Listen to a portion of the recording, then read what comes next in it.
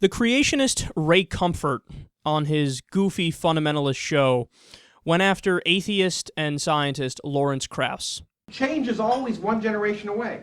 And we have the children, and exactly. So if we can plant the seeds of doubt in our children, religion will go away in a generation, or at least largely go away. And that's what I think we have an obligation to do.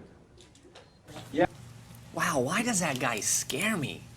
He scares you? Yeah. It's his beard? No, he was like, it was just his tone, his aggressiveness, well, he's passionate about atheism, and he's passionate about his anti-God agenda. You know, anyone who believes, atheists usually hide the fact that they believe nothing created everything. Lawrence Krauss wrote a book called The Origin of Nothing. He's an atheist. Seriously, I got a review I know, here. it makes me laugh every time I hear it. It's scientifically impossible for nothing to create everything. This is a review from David Albert from the New York Times. This is what he says of Krauss's book.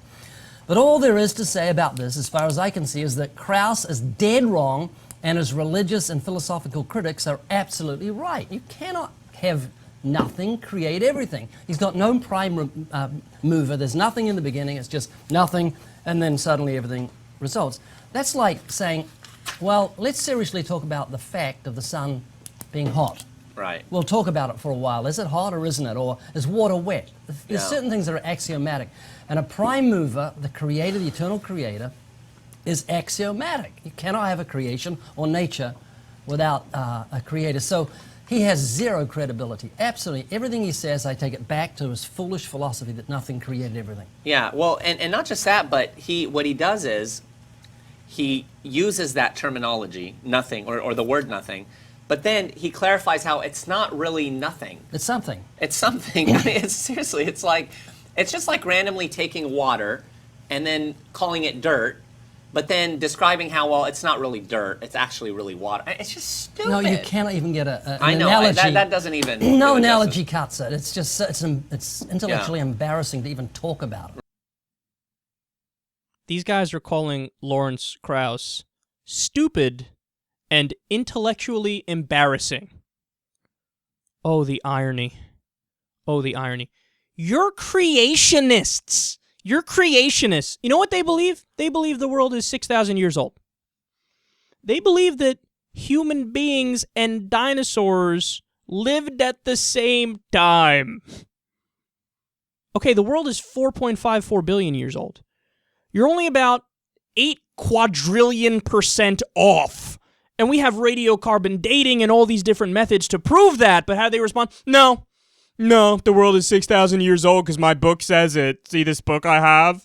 It's like Mother Goose, except it's real, and that's what I believe. See how they're stupid? Damn atheists. Right, the atheists are stupid. He says, well, everything they believe is absurd because look at how it starts. They say that everything came from nothing. No, we say, I don't know. You say it was magical fairy pixie Jesus. Now tell us again who's the one that's stupid and who's the one that's making shit up. You have to understand most atheists are agnostics and most agnostics are atheists.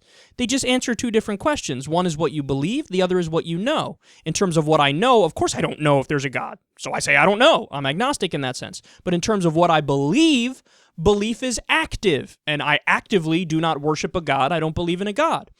So we are the only intellectually honest people. We say we don't know because we don't fucking know, and we don't make shit up to fill in the blanks in our mind, whereas you do exactly that. Not only do you say a God exists, which is a jump because you don't know that that's true, you also take the next step and say, it's this God of this particular religion that I happen to be a member of. Well, how fucking convenient. How many thousands of deities have there been, and how many thousands of different religions have there been throughout all these different cultures throughout human history, and yet you, dunce boy, are convinced that yours is the one that's totally factual.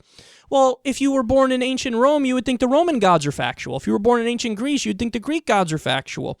If you were born in Japan, it would be Shinto. If you were born in other places, it would be Mormonism or Scientology or Amazonian jungle gods or Native American nature gods, pagan gods.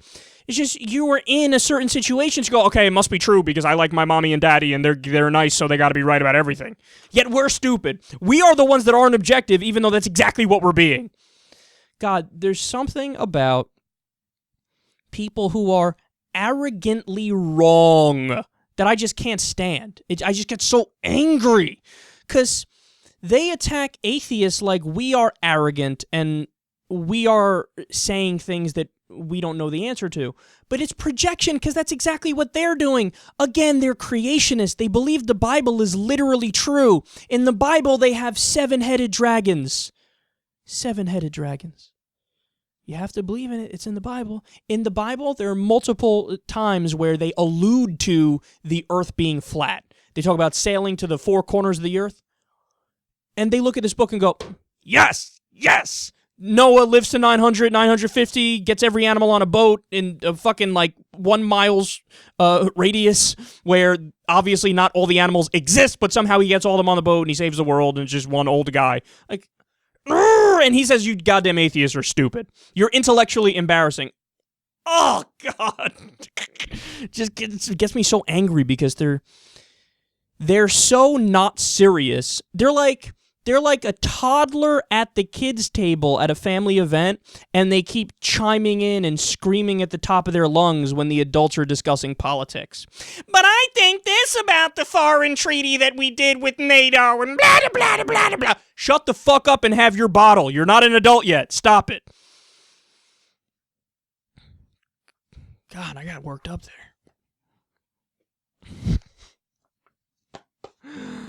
Oh. You know what? Let me say one more thing about this because this is the most important point. By his own logic, he's wrong because he said, well, if there's a creation, there must be a creator. That's his entire argument is, well, you can't have everything come from nothing. So goddamn stupid atheist, you have to be wrong. Okay, well, let's take that logic and go a step further. If something is very complex and intricate and created, there must be a creator. Well, what would be more complex and intricate than human beings? God. So who created God? And you know what happens to his mind when you say this? His mind shits the bed when you bring this up to him. Because he doesn't have an answer for it. He's wrong by his own logic. That takes a stunning level of stupidity. He's so wrong, it is its own fallacy. We've talked about it before. It's called the fallacy of passing the buck, where he thinks he's answering the question by going, God! But he's actually posing a harder question, because he just said that if something's really intricate and complex and created, it has to have a creator. Okay, well, God is more complex and more intricate and more created, so who created God? Is it a super God?